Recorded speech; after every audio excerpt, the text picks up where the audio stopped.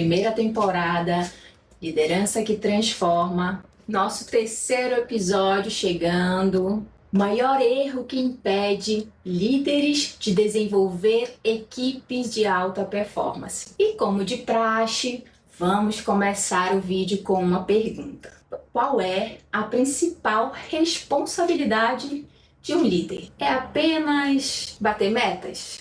Controlar pessoas? Cobrar resultados? Se você respondeu qualquer uma dessas opções, talvez esteja cometendo o erro que impede milhares de equipes de alcançar seu verdadeiro potencial.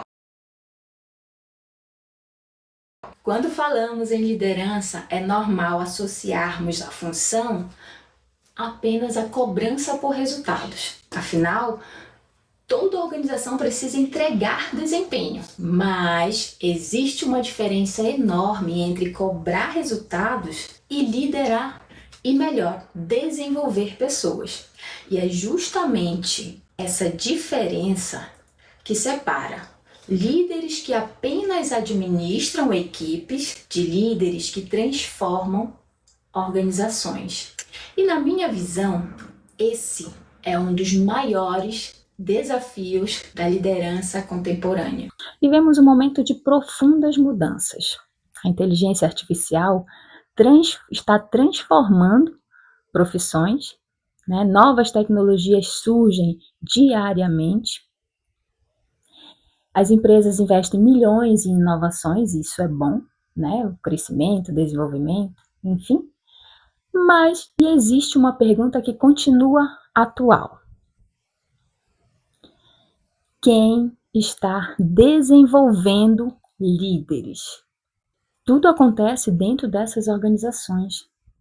É o ambiente, é a cultura, é o clima que influencia toda a direção da liderança. Quem dá uma diretriz para a liderança, para que eles possam, ou elas, né, líderes em geral, alcançar resultados conforme aquilo que são direcionados. Então, diversos estudos mostram que o desenvolvimento da liderança continua sendo um dos fatores mais relevantes para engajamento e desempenho das equipes. Mas muitas organizações priorizam processos e tecnologias, sem investir na mesma proporção.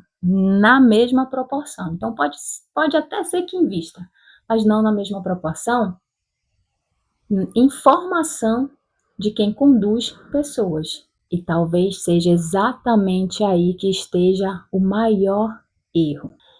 Bloco 1, o erro invisível. Sabe qual é? Existe um comportamento que parece liderança, mas não é. É quando o líder acredita que a sua principal função é controlar. Controlar tarefas, controlar horários, controlar decisões, controlar pessoas. O controle excessivo, ele causa ou produz dependência. E o desenvolvimento, ele produz autonomia. Bloco 2, o custo desse modelo. Quando uma equipe trabalha apenas para evitar erros, algo acontece. Quando que a gente mais aprende é quando nós erramos, né? E pegando essa experiência, faz com que as pessoas queiram cada vez mais melhorar. Quando a equipe trabalha apenas para evitar erros, algo acontece. As pessoas deixam de propor ideias. Elas escondem dificuldades porque acham que vão ser julgadas. Não assumem responsabilidades e fazem apenas o necessário. E aos poucos o potencial daquela equipe desaparece. Você percebeu? Até agora eu não falei sobre competências. Estou falando sobre ambientes. Bloco 3, liderança humanizada. Existe uma confusão muito comum. Muita gente acredita que liderança humanizada significa ser permissivo. Não significa. Liderança humanizada continua sendo exigente, mas tem uma diferença. A diferença é que ela desenvolve pessoas ao invés de pressioná-las. Bloco 4, o famoso feedback. E dentro dessa perspectiva do feedback, outro erro muito frequente. Alguns líderes só conversam com a sua equipe quando alguma coisa dá errado. E o feedback, ele não serve apenas para corrigir, ele serve para desenvolver. E não é raro vermos as dificuldades das pessoas, né, muitas das vezes, em dar esse retorno, né, dar esse feedback antecipado muito mais como desenvolvimento. Mas para isso, é claro, precisa estar tudo muito alinhado. Eu não posso dar um retorno de qualquer maneira para as pessoas. Eu não posso. Primeiro, que ninguém gosta de ser apontado, né? De que mostre seus erros. Então, existe todo um desenvolvimento, uma preparação, uma qualificação, uma capacitação para conseguir dar o melhor feedback, que esse feedback seja de fato desenvolvedor. Né, que seja para desenvolver pessoas, né, com a perspectiva de contribuir de alguma forma com a atualidade, que eu desenvolvi o método L, que é o método ser, método pensar e método agir.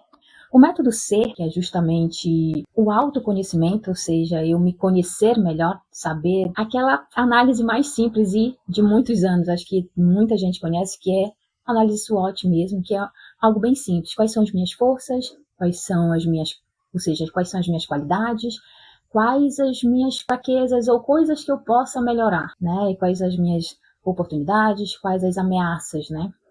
Essas duas últimas partes vão servir mais para organizações, né? Mas o autoconhecimento, ele é essencial. Não sou eu quem diz isso. Pesquisas mostram o quanto é importante nos conhecermos. E essa busca interna, ela é fundamental em qualquer área da nossa vida.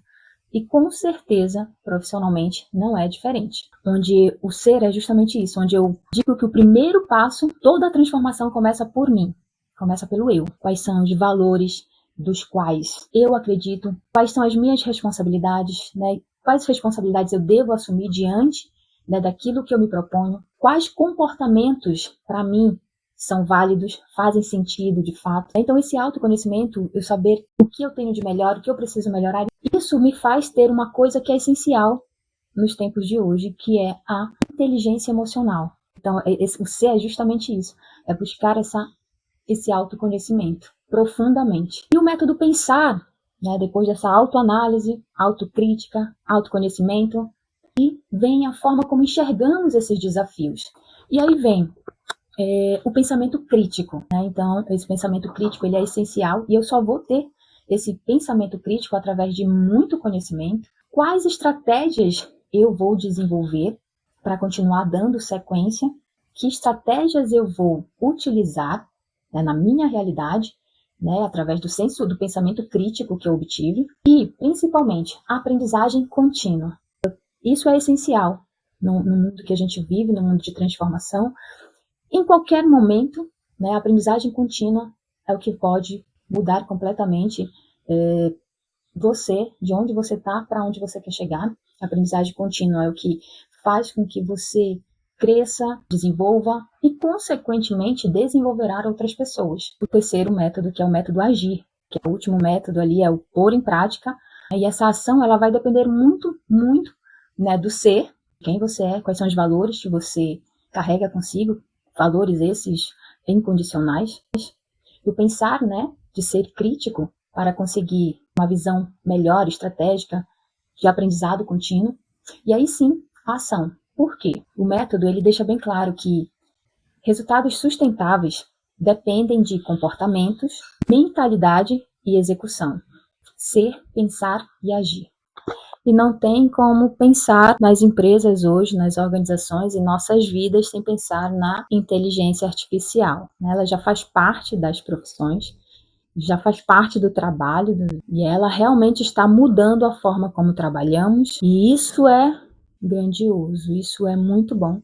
E o que a gente espera, né, da inteligência artificial é que ela consiga realmente contribuir de forma positiva para que nós possamos sim entregar melhores resultados, para que os processos sejam otimizados, para que a gente consiga desenvolver melhor as tarefas, né, tarefas mais robóticas, né? Inclusive, pesquisas já mostram que empresas que contratam inteligência artificial, né, de alguma forma utilizam inteligência artificial nas empresas junto com as pessoas, os resultados estão crescendo. Ao contrário de empresas que estão demitindo pessoas e pegando apenas a inteligência artificial. Ou seja, é preciso que a gente saiba, de fato, utilizar essas ferramentas a nosso favor, a favor da empresa. E ainda assim, existe algo que nenhuma tecnologia consegue substituir: confiança, cultura, propósito, desenvolvimento humano. Essas continuam sendo habilidades da liderança. E antes de encerrar, eu gostaria de deixar uma reflexão. Talvez o maior erro de muitos líderes não seja a falta de conhecimento. Talvez seja acreditar que desenvolver pessoas é uma tarefa secundária, porque os processos eles podem ser copiados. Tecnologias podem ser compradas, mas uma equipe que cresce porque foi desenvolvida por uma boa liderança se torna um patrimônio difícil de se reproduzir. Pense nisso. E se esse conteúdo te faz repensar, compartilhe com outros líderes. E se inscreva aqui no canal, porque vamos continuar conversando. Eu espero você no próximo episódio.